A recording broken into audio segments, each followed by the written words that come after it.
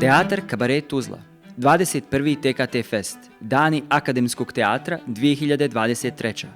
Predstava Sve je to iz kuće u produkciji Bosanskog narodnog pozorišta Zenica obilježila je drugi dan ovogodišnjeg TKT Festa.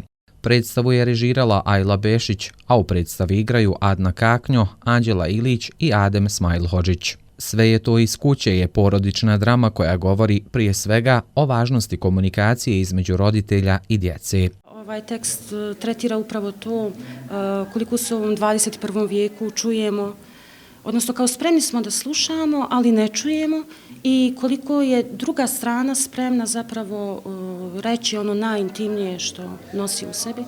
Ja sam i sama majka tinejdžera i znam koliko je to u današnjem vremenu zaista jako teško i koliko se taj odgoj nekako baš mnogo razlikuje od koja koji sam ja imala. Tekst se na jedan suptilan način bavi temom vršnjačkog nasilja, gdje je fokus prvenstveno na tome kako će roditelji reagirati na slučaj koji se desio među tinejdžerima. Također govori o licemjernosti društva koje nameće da je porodica i ono što se čuva među četiri zida sveto, ali se unutar tih zidova često kriju brojne tajne. Nemoj više da te vidim s tom budalom, jel ti jasno? Jel ti jasno? Izvin, što to tebi toliko smeta? Eto smeta. A što? Eto! Dobro, možeš mi reći samo što ti smeta? Eto smeta mi, tačka. Ali dobro, što ti smeta? Ama smeta mi, upropastila je svoje dijete.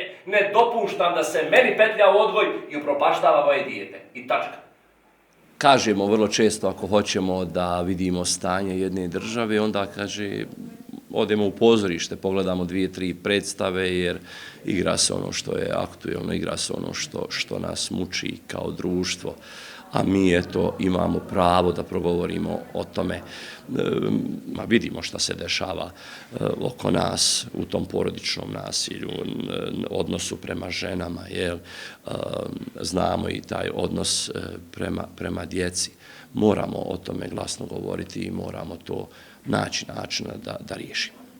Nažalost, danas djeca u razgovorima nisu uopšte saslušana, a djeca se danas ne slušaju, ne razumiju i ne pitamo djecu neke stvari koje trebamo da pitamo. Onda kad se dese problemi kažemo, a zašto? Zbog čega? Lik Une u ovoj predstavi upravo govori o tome. Una, iako jeste uradila, što na kraju i priznaje, sve vrijeme do tog momenta prelomnog pokušava da to kaže. Nikad nije dobila priliku dok sama nije se izborila za to preko svega. Ja mislim da je poruka svega ovoga da trebamo razgovarati i slušati jedni druge. Zaista mislim slušati i pitati šta je problem, o čemu se radi, ali zaista saslušati odgovor. A pričati samo da bi se vi čuli i sami sebe, od toga nema ništa.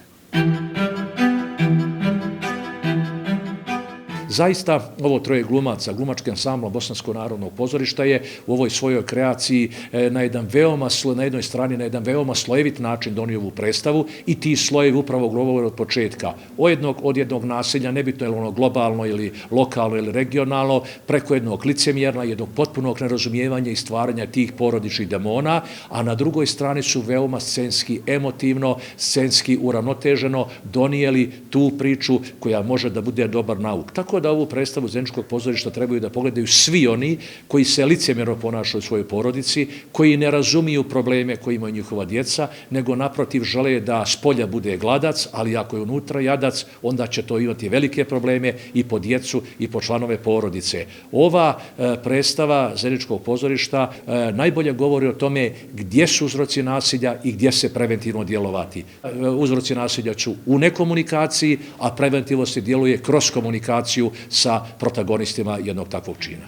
Treći dan TKT Festa biće u znaku predstave Žena iz Porto Pima, koprodukcijskog projekta Teatra Fort Forno iz Hrvatske i Reflektora iz Srbije.